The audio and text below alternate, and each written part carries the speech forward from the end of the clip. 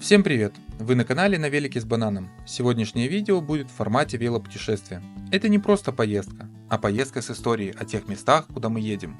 И конечно же с красивыми видами по дороге.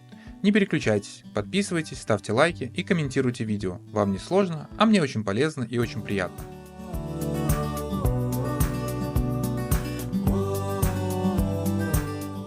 Сегодня мы отправляемся в поездку на 125 километров в город Крынки, который находится в Подляском воеводстве Польши.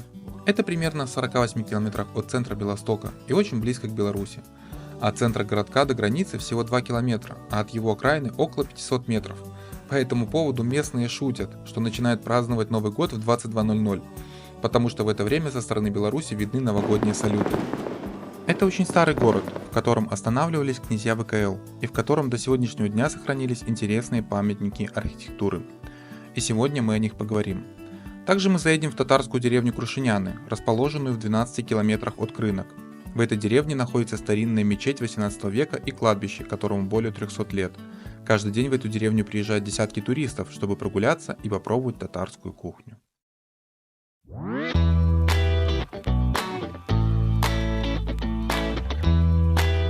Хочу рассказать немного о дороге до Крынок.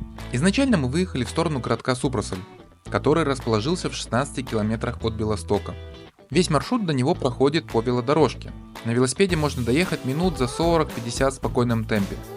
Во время нашей поездки в городе проходили соревнования по бегу, и мы решили заскочить на минутку посмотреть на бегунов. Смотрели на нас как на заблудившихся, так как велосипедисты должны были ехать только на следующий день. Дабы не смущать бесколесных, мы решили быстренько поехать дальше. За Супрослем велодорожка заканчивается и переходит в обычную дорогу, но не стоит переживать. Я впервые в прошлом году выехал на трассу именно по дороге на Крынки, и тогда я понял, что ездить в Польше по трассам довольно безопасно. Главное не выезжать на оживленные международные дороги, где ездят фуры, а водители легковушек вас обязательно объедут. К сожалению, ДТП с участием велосипедистов все же случаются, поэтому надо быть всегда начеку. Итак, мы делаем пит-стоп в таком вот месте. Это очередной памятник. В Польше их всегда много. По дороге можно спокойно найти памятники погибшим каким-нибудь повстанцам, военным и так далее. Здесь конкретно памятник 46 повстанцам, которые в 1831 году погибли. Вот, поэтому место такое памятное. И мы всегда, когда ездим на велосипедах, всегда в такие места заезжаем и смотрим, фотографируемся. Поэтому ездите на велосипедах и заезжайте в такие места, это клево.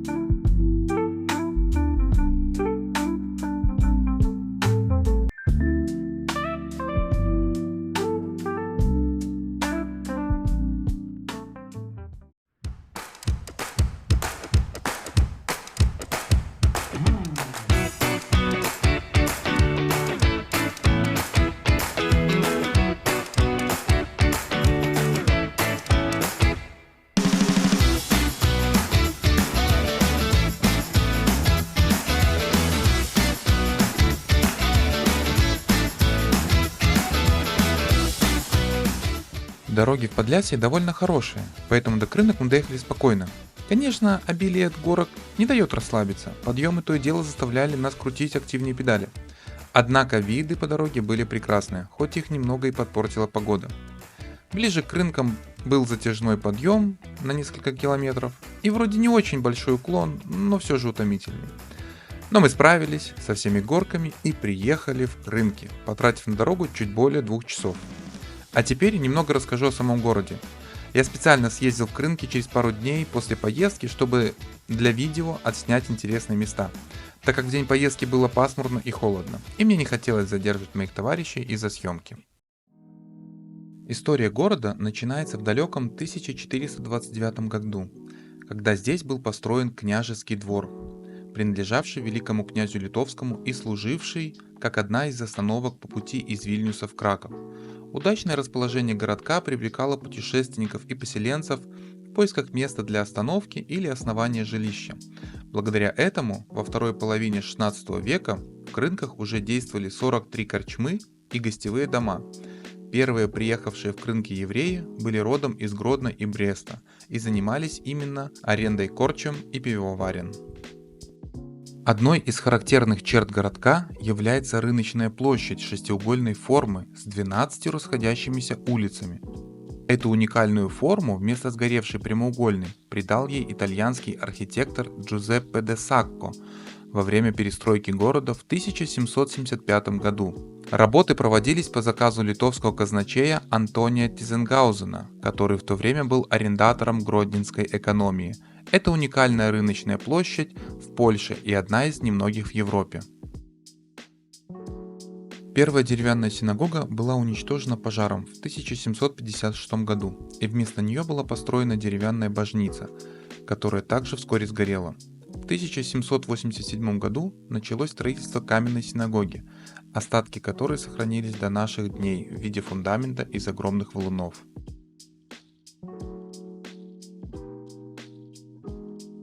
Синагога слонинских хасидов была построена во второй половине XIX века. Это кирпичное двухэтажное здание.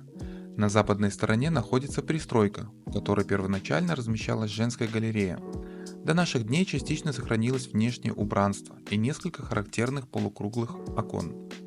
В 1880 году синагога сгорела, но была немедленно отремонтирована. После того, как 28 июня 1941 года немецкие войска вошли в Крынки, внутреннее убранство синагоги было разрушено. После окончания войны здание было частично перестроено, и в нем разместился склад кожи. В настоящее время оно находится в частной собственности. В польских городах часто можно встретить вот такие книжные шкафчики. Можно взять любую книгу, почитать и вернуть.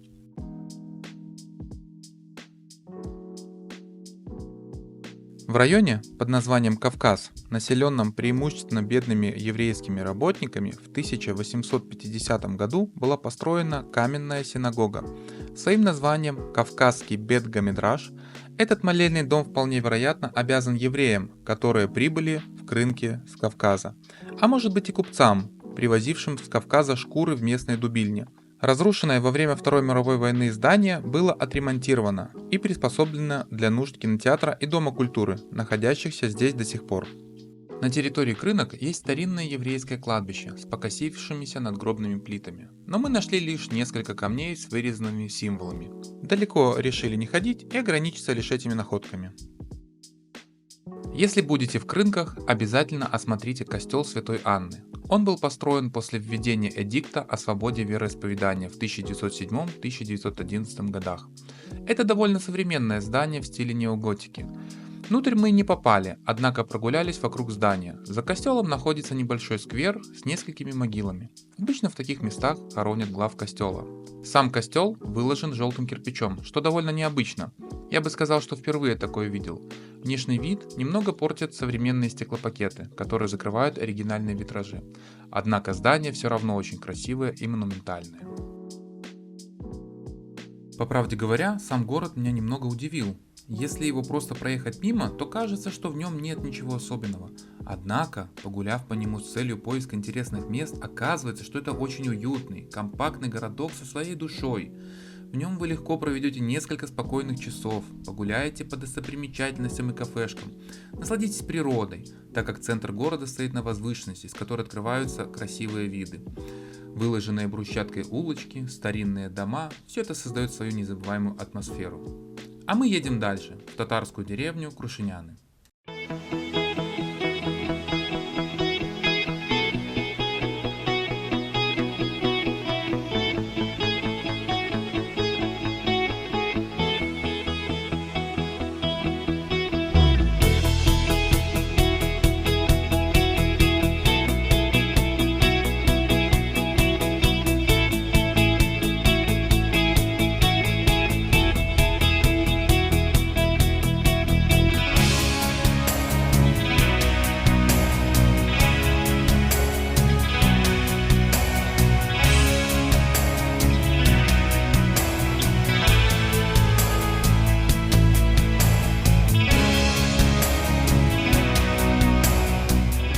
Друзья, мы приехали в деревню Крушняны.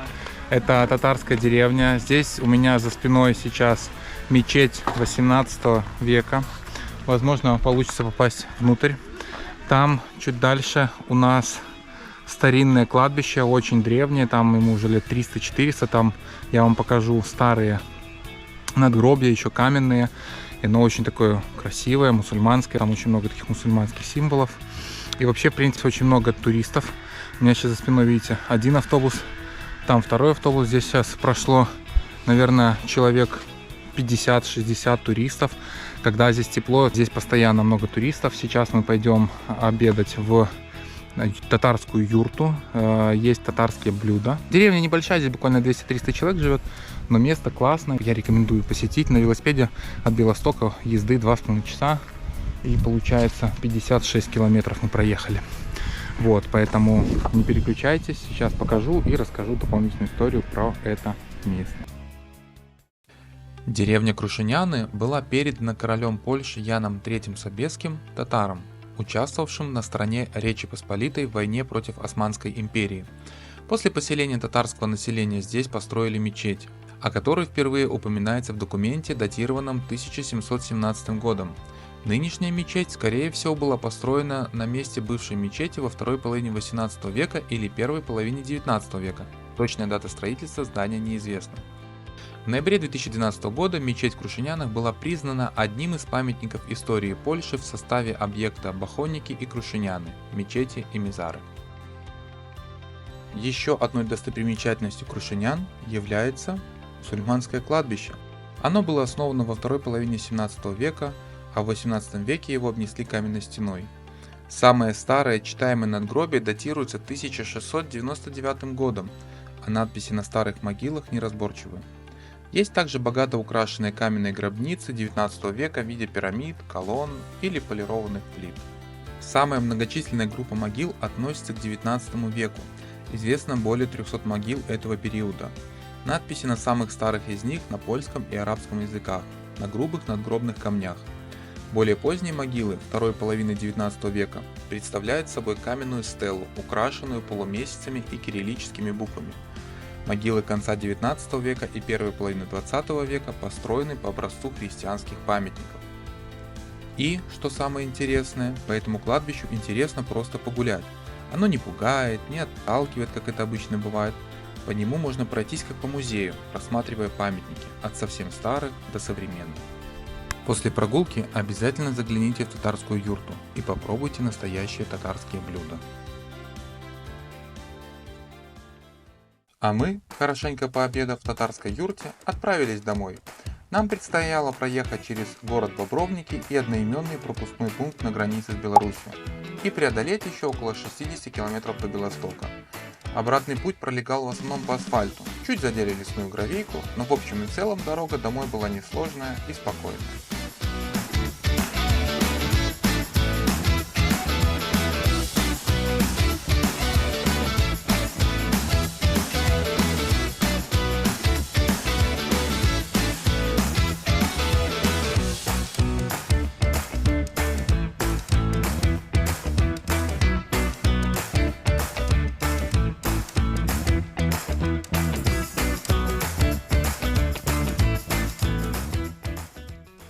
Вот и проехали мы сегодняшний маршрут.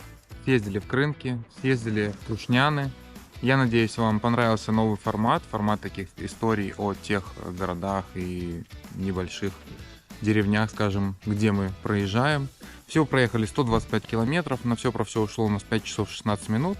Средняя скорость 23,7 километра, каденс 84 средний. Это к вопросу о каденсе, смотрите здесь. Вот, ехали с ним в основном по асфальту, немножко свернули на гравий, чуть-чуть там был моментик. Вот, но в общем и целом классная дорога, погода в принципе хорошая, если утеплиться, то можно ехать, сегодня где-то около 12 градусов было, поэтому катайтесь, изучайте новые места, действительно это круто, это классно. Ставьте лайки, подписывайтесь, комментируйте, напишите, что вы думаете о новом формате выпуска. И до скорых встреч. Пока-пока.